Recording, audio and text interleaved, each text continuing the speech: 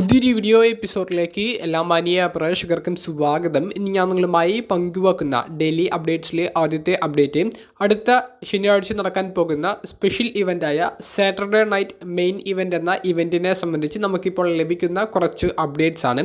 Saturday night main event ഒരു premium live event ആയിട്ടല്ല WWE നടത്തുന്നത്. ഒരു സ്പെഷ്യൽ ഇവൻറ്റ് മാത്രമായിട്ടാണ് അതിനുള്ള ഒരു പരിഗണന കൊടുക്കുന്നത്. അതുകൊണ്ട് തന്നെ 2 മണിക്കൂർ ഷോ മാത്രമായിരിക്കും ഇതിൻ്റെ ഒരു ഡ്യൂറേഷൻ എന്നാണ് നമുക്ക് അറിയാൻ സാധിക്കുന്നത്. 2 മണിക്കൂറിൽ അധികം ഈ ഒരു ഷോ പോകില്ല എന്നും നമുക്ക് അറിയാൻ സാധിക്കുന്നുണ്ട്. കൂടാതെ ചാമ്പ്യൻഷിപ്പ് മത്സരങ്ങൾ നടക്കുകയാണെങ്കിൽ പോലും ടൈറ്റിൽ ചേഞ്ചുകൾ പ്രതീക്ഷിക്കേണ്ട, പക്ഷേ സ്റ്റോറി ലൈന് ഇമ്പോർട്ടൻസ് ഉണ്ടായിരിക്കും. ടൈറ്റിൽ ചേഞ്ച് വന്നിട്ട് പുതിയ ചാമ്പ്യൻ വരാനുള്ള സാധ്യത ഈ ഇവൻറ്റിൽ കുറവാണെന്നാണ് അറിയാൻ സാധിക്കുന്നത്. കൂടാതെ WWE legendary wrestlers, hall of famers, ഉദാഹരണത്തിന് ഹൾക്ക് ഹോഗൻ പോലെയുള്ള താരങ്ങളെ ഈ ഒരു ഇവൻറ്റിൻ്റെ ഭാഗമാക്കി കൊണ്ടുവരാൻ നിലവിൽ പ്ലാൻ ചെയ്യുന്നുണ്ടെന്ന് റസൽ വേർഡ്സ് റിപ്പോർട്ട് ചെയ്യുന്നുണ്ട്. ഹൾക്ക് ഹോഗനെ പോലെയുള്ള താരങ്ങളുടെ അപ്പിയറൻസ് പ്രതീക്ഷിക്കാം. അവർ വന്നാൽ അത്ഭുതപ്പെടേണ്ടതില്ല. എല്ലാവരും ഇപ്പോൾ ഉറ്റുനോക്കുന്നത് സൂപ്പർ താരമായ റോമൻ റീൻസിൻ്റെ മത്സരത്തെ സംബന്ധിച്ചാണ്. റോമൻ റീൻസിന് മത്സരം ഉണ്ടായിരിക്കുമെന്നുള്ളത് റോമൻ റീൻസിനെ ഷോയിലേക്ക് അഡ്വർടൈസ് ചെയ്തപ്പോൾ തന്നെ നമുക്ക് മനസ്സിലാക്കാൻ സാധിച്ചതാണ്. അപ്പോൾ റോമൻ്റെ എതിരാളി ആരായിരിക്കുമെന്നുള്ളതാണ് പലരും ചോദിക്കുന്നത്. ബ്ലഡ്ലിനെതിരെയുള്ള സ്റ്റോറി തന്നെയാണ് റോമൻ്റേതായി മുന്നോട്ട് പോകാൻ സാധ്യത. മിക്കവാറും സോളോ സിക്കോവയ്ക്കെതിരെയുള്ള ഉലാഫാലയ്ക്ക് വേണ്ടിയിട്ടുള്ള ഒരു സിംഗിൾസ് മത്സരം സാറ്റർഡേ നൈറ്റ് മെയിൻ ഇവൻറ്റ് എന്ന സ്പെഷ്യൽ ഇവൻറ്റിൽ നടക്കാൻ സാധ്യതകൾ വളരെ കൂടുതലാണ്. ഇനി 2 സ്മാക്ഡൗൺ എപ്പിസോഡുകൾ ബാക്കിയുണ്ട്. ആ 2 സ്മാക്ഡൗൺ എപ്പിസോഡുകളിൽ ഏതെങ്കിലും ഒന്നിൽ വെച്ച് റോമൻ റീൻസിൻ്റെ മാച്ചിനെ സംബന്ധിച്ചുള്ള ഒരു ക്ലാരിഫിക്കേഷൻ നമുക്ക് ലഭിക്കും. കൂടാതെ 2025 സാറ്റർഡേ നൈറ്റ് മെയിൻ ഇവൻ്റ് എന്ന സ്പെഷ്യൽ ഇവൻറ്റ് ഇപ്പോൾ WWE സ്ഥിരീകരിച്ചിട്ടുണ്ട്.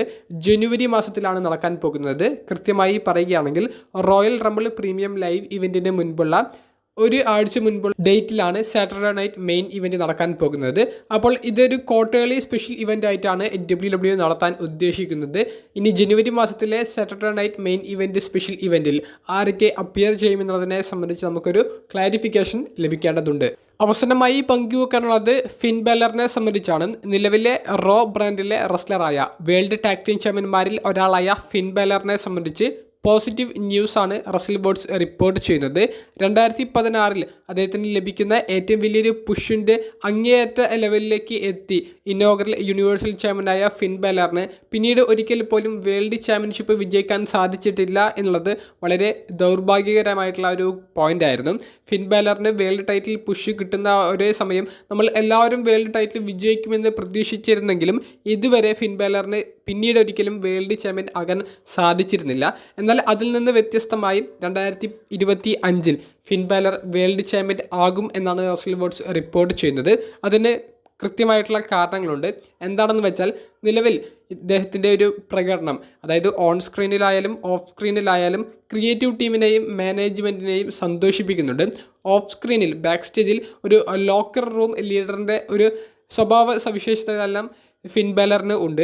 ഒരു ടീമിനെ എങ്ങനെ മുന്നോട്ട് കൊണ്ടുപോകണം എന്നുള്ളത് ഫിൻ ബാലർ ജഡ്ജ്മെൻ്റ് ഡേ എന്ന് പറയുന്ന ടീമിനെ മുന്നോട്ട് കൊണ്ടുപോകുന്നതിലൂടെ കാണിച്ചു തരുന്നുണ്ടെന്നും എല്ലാവർക്കും ഫിൻ ബാലറിനോട് റെസ്പെക്റ്റ് ഉണ്ട് എന്നുള്ളതും, അതുകൊണ്ട് തന്നെ ഫിൻ ബാലറിന് വേൾഡ് ചാമ്പ്യൻ എന്നുള്ള ഒരു പട്ടം അനുയോജ്യമാണെന്നും അത് കൊടുക്കേണ്ടത് അത്യാവശ്യമാണെന്നും ക്രിയേറ്റീവ് ടീം ഇപ്പോൾ മനസ്സിലാക്കിയിട്ടുണ്ട്. അതുകൊണ്ട് തന്നെ 2025 ഫിൻ ബാലർ വീണ്ടും വേൾഡ് ചാമ്പ്യൻ ആകുമെന്നുള്ളത് ഏകദേശം ഉറപ്പായിട്ടുണ്ട്. ആ വേൾഡ് ചാമ്പ്യൻ ആകുന്ന സമയത്ത് അദ്ദേഹം ഒരു സിംഗിൾ കരിയറിൽ ആയിരിക്കും. അതായത് നിലവിൽ ജഡ്ജ്മെൻ്റ് ഡേ ടീമിൻ്റെ ഒപ്പമാണ് ഫിൻ ബാലർ ഉള്ളത് എന്നുണ്ടെങ്കിൽ ആ വേൾഡ് ടൈറ്റിൽ വിജയിക്കുന്ന സമയം അദ്ദേഹം ഒറ്റയ്ക്കായിരിക്കും. ജഡ്ജ്മെൻ്റ് ഡേ എന്ന് പറയുന്ന ഫാക്ഷനോ അല്ലെങ്കിൽ മറ്റൊരു ഫാക്ഷനോ ഫിൻ ബാലറിൻ്റെ കൂടെ ഉണ്ടായിരിക്കില്ല. അപ്പോൾ പഴയ ഫിൻ ബാലറിനെ 2025 നമുക്ക് തിരികെ കിട്ടും. ഡീമൻ കിങ് എന്ന് പറയുന്ന ക്യാരക്ടർ തിരികെ വരാനും സാധ്യതകൾ വളരെ കൂടുതലാണ്. ഫിൻ ബാലറിനെ സംബന്ധിച്ച് പോസിറ്റീവ് അപ്ഡേറ്റ്സ് കാത്തിരുന്ന കൂട്ടുകാർക്ക് റസൽ വേർഡ്സിൻ്റെ ഒരു കിടിലൻ റിപ്പോർട്ട് തന്നെയാണ് പങ്കുവെക്കാനുള്ളത്. അപ്പോൾ ഇതാണ് നമുക്ക് ഇന്നത്തെ വീഡിയോയിലൂടെ പങ്കുവെക്കാനുള്ള അപ്ഡേറ്റ്സ്. വീഡിയോ സംബന്ധിച്ചുള്ള നിങ്ങളുടെ പ്രതികരണങ്ങൾ കമൻറ്റ് ബോക്സിലൊന്ന് രേഖപ്പെടുത്തുക. അപ്പോൾ അടുത്തൊരു വീഡിയോയുമായി കാണുന്നത് വരെ ബൈ.